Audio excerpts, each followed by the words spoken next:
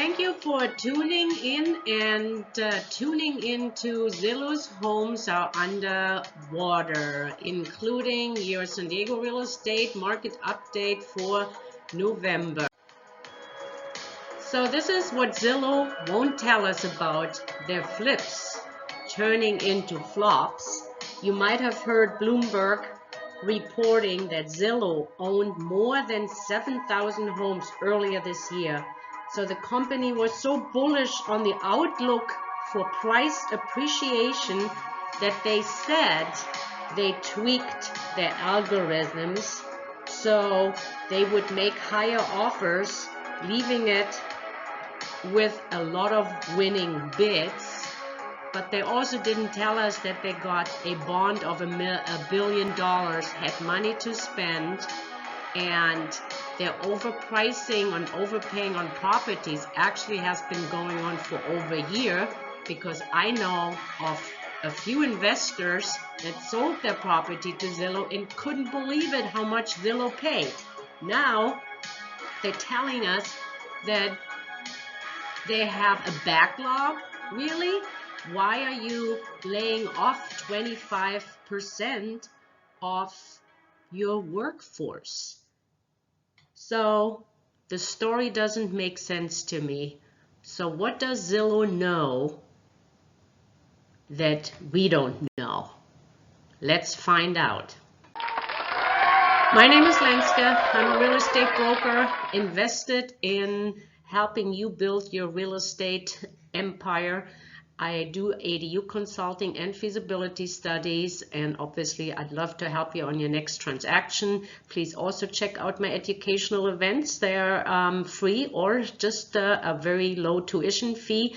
And don't forget to subscribe and give me thumbs up or write me a comment. Here we go. How low can we go, Zillow? All right, obviously the stock price of Zillow took a pretty bad beating. At its highest, it was $187, and currently we're hovering about $60. What will happen in the future?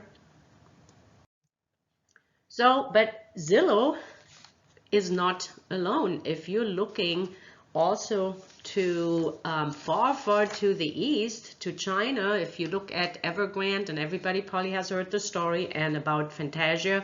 So look, all their stock prices are down. So according to a journal, they said that at the peak of the US boom in 2006, there we had 900 billion a year invested in housing. At the end of 2020, 96% of China's urban households actually owned at least one home. 96%. Isn't that too good to be true? With China, you never know what you get.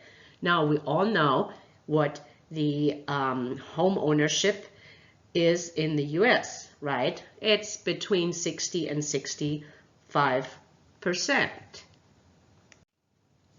Remember, everybody was comparing Evergrande to the bailout, too big to fail.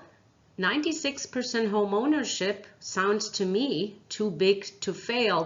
China might not bail out the developer, but they need to make sure that the homeowners are being made whole, because 70% of China's wealth is actually invested in real estate. Let's come back here to San Diego and look at our key statistics for October.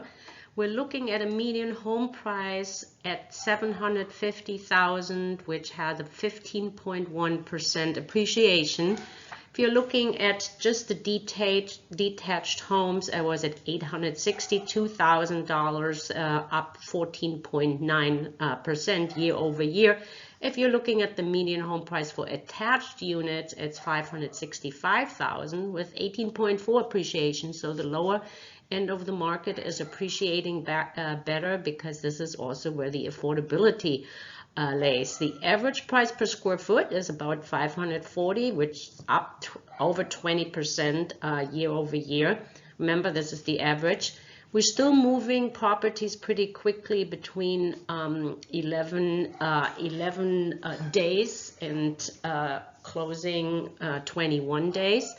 Pending sales have been up about 3,450. Remember last year we had kind of the COVID year, so it's we're comparing it to this year. It's probably the numbers maybe a little off on the pendings, but the solds, as we can see, are definitely down on the detached 17% and on the attached 2.2. So we have been hovering, and please hit the like button if you haven't done so yet. So since June, we have been hovering actually around the 750. We took a little dip and then back up. Now we always look how hot is the market. Obviously, Zillow thinks it's not hot anymore. That's why they stopped buying properties. So since June, where we peaked at the average percent or closed price, what the home sold for compared to the original list price, dipped. So this is telling you that the multiple offers also are not, let's put it this way, we don't have 10, 12 offers like we used to have last year. So now we maybe have 4 or 5. And I've seen properties where it didn't have multiple offers, okay? So June, it hit 104%. So now we're back down to our 101. It is still elevated if you're comparing it to the last 3 years. This is unbelievable, but you have it black and white.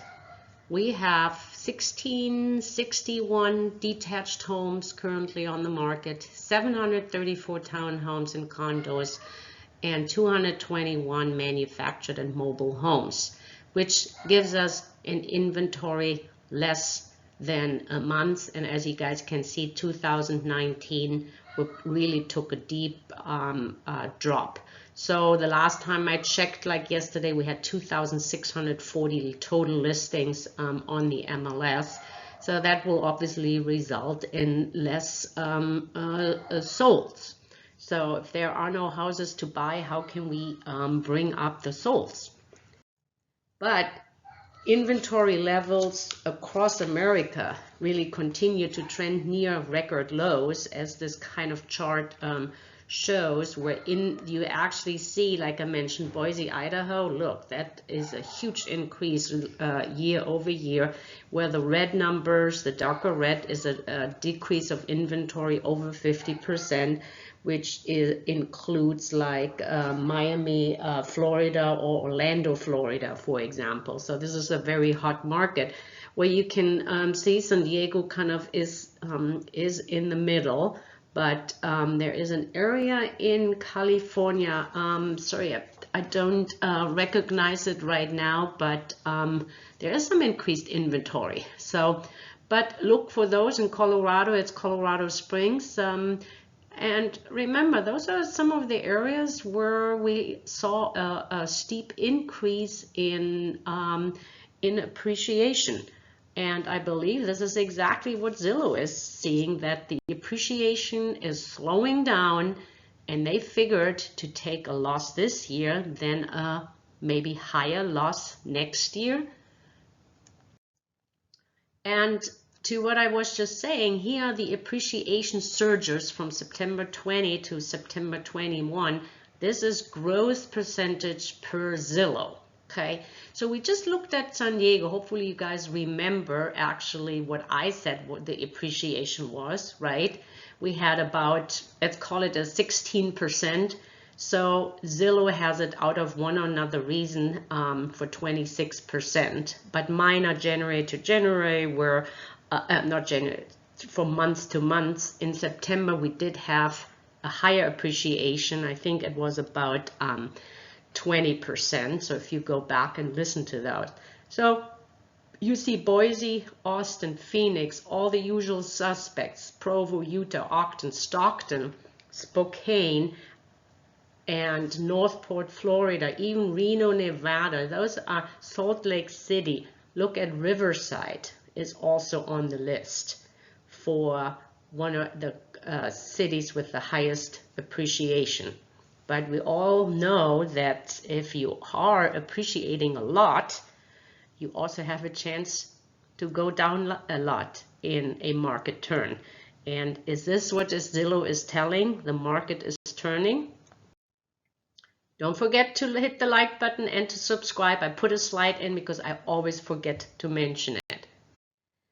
So, should buyers be scared that mortgage rates are rising? Because there was a lot of Fed talk about tapering, and remember they're tapering the mortgage-backed securities, and it's like reducing your credit card balance or your credit card limit, I should say, from $1,000 to $900, right?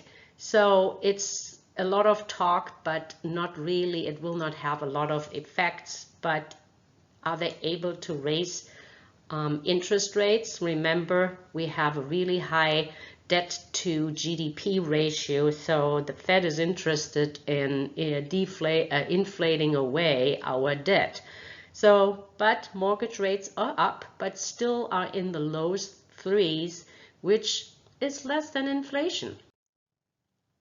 So obviously we also need to look at the banks had a, or I should say mortgage originator had the time of their life in the last 2 years, but definitely commissions are down because refis are down dramatically and purchases are down as well in the fourth quarter of 2021.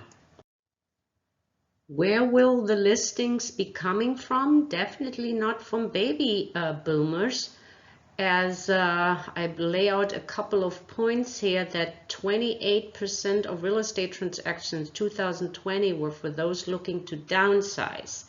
But if you want to downsize, you need to buy something, so you can't find anything. So, so the baby boomers are really choosing to age in place and retrofit their current home so they can stay in there longer. And now to even convert some of the space they might not need to a junior ADU or to an ADU and rent it will help them.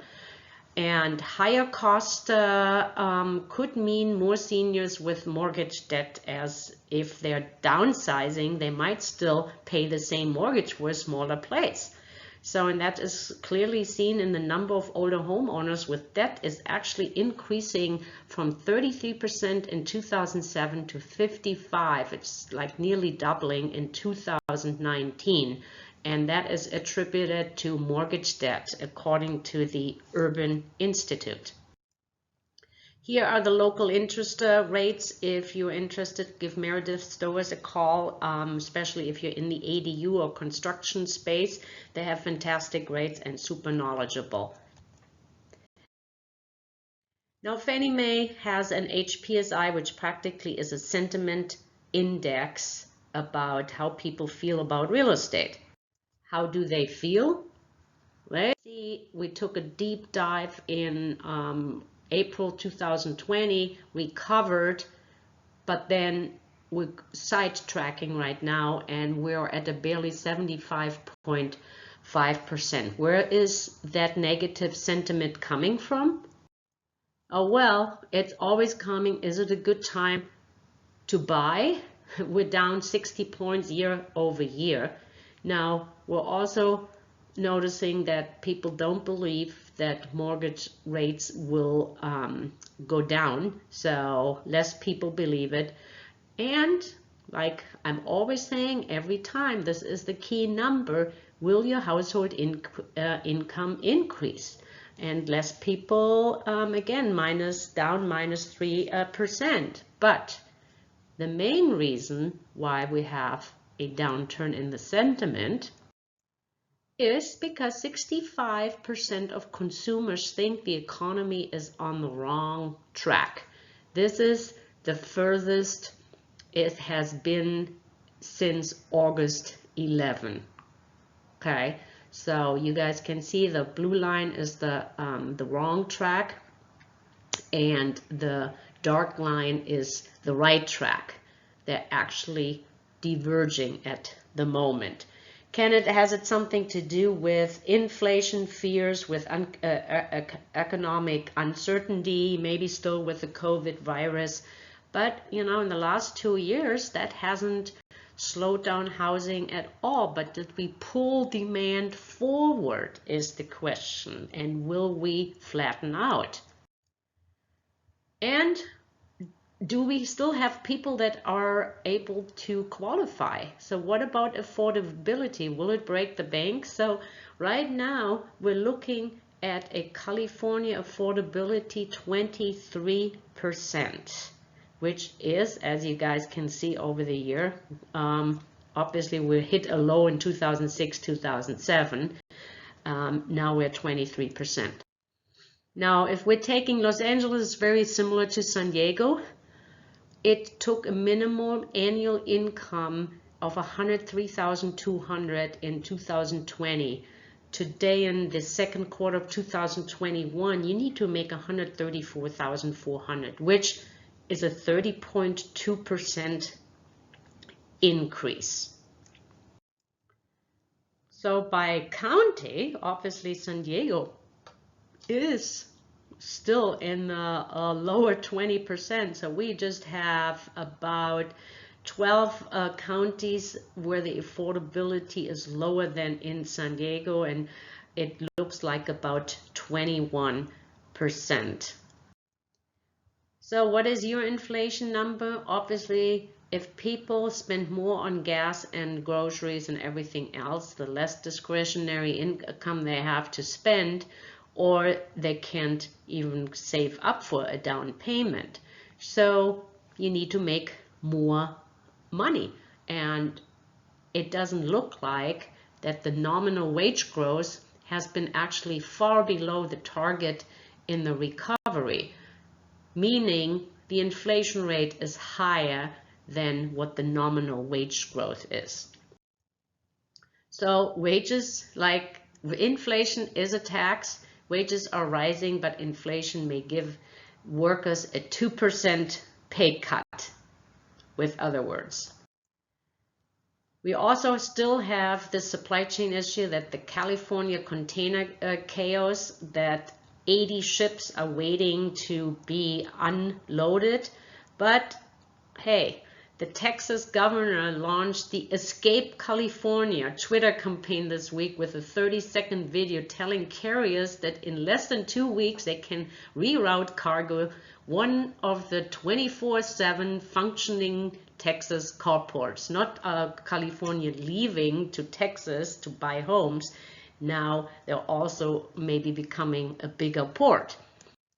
But just out of information reasons, California, we're not alone. Obviously, there are other harbors around the world that feel the supply chain disruptions, and it's anywhere from East China to obviously Long Beach. Now, we're always trying to come up with an idea for you to make money in real estate with little money, no money, or a lot of money, despite debt affordability and low inventory. What is this month's tip? Actually, Amazon enters the housing market. Arrived Homes wants you to be a landlord, and I am talking about fractional housing investment.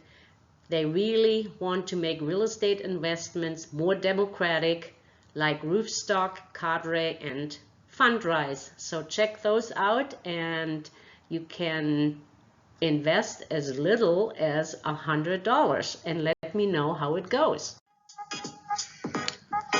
And every third Saturday of each month for over 13 years, I have an event called Real Estate Investing Field Trip, where we run numbers and analyze projects for maximum profits.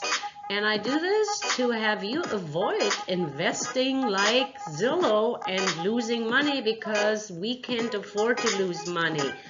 So we are the real deal. Check us out on meetup.com, Real Estate Investing Field Trip, and hopefully to meet you in person soon.